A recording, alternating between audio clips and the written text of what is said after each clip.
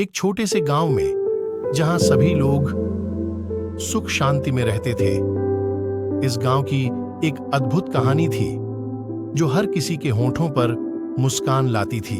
गांव में एक बुढ़िया रहती थी जिसका नाम धन्या था। वह बहुत ही अद्भुत थी। हर किसी के दिलों में वहां छाई हुई खुशियों की बातें सुनाती थी। एक दिन गांव में एक गहरी सर्दी आई। सभी लोग अपने घरों में चले गए। धन्या भी अपने घर में चली गई और एक कंधे की चादर से अपने आप को ढंक लिया। वह अपने कुर्सी पर बैठी और सभी को अपनी यादें सुनाने लगी। गांव में गुजरे पलों की यादें उन्हें बहुत खुश करती थीं। धन्या की कहानियों ने सभी को मजबूती और आत्मा की शांति प्रदान की।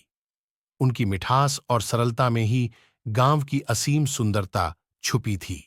कुछ देर बाद एक बच्चा धन्या के घर आया। उसने कहा, दादी माँ, क्या आप हमें एक कहानी सुना सकती हैं?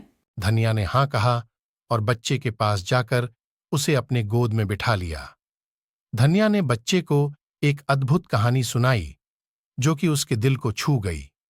वह खुशी खुशी घर लौट गया और धन्या की कहानियों का जादू उसके दिल में समाया। धन्या ने सभी को एक एक कहानी सुनाई जो कि गांव के हर व्यक्ति के दिल में बस गई।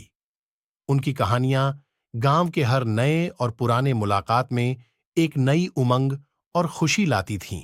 गांव के लोग धन्या को अपनी मां समझते थे जो कि हमेशा उनके साथ होती और उन्हें खुशियों की बूंदें साझा करती थीं। फिर एक दिन धन्या ने अपने घर के बाहर एक अद्भुत पेड़ का अभिज्ञान किया। वह पेड़ से कई प्रकार की जड़ों की खोज में लग गई। धन्या ने एक जड़ को ध्यान से देखा और उसे उखाड़ लिया। उसके अद्भुत गुणों ने सभी को हैरान कर दिया। धन्या के प्रयासों से गांव में नई चेतना और उत्साह का संचार हुआ। धन्या ने गांव के लोगों को यह सिखाया कि हमेशा आसपास की खोज करें, क्योंकि अद्भुत चीजें हमेशा हमारे पास होती हैं। हमें उन्हें सिर्फ ढूंढना होता है।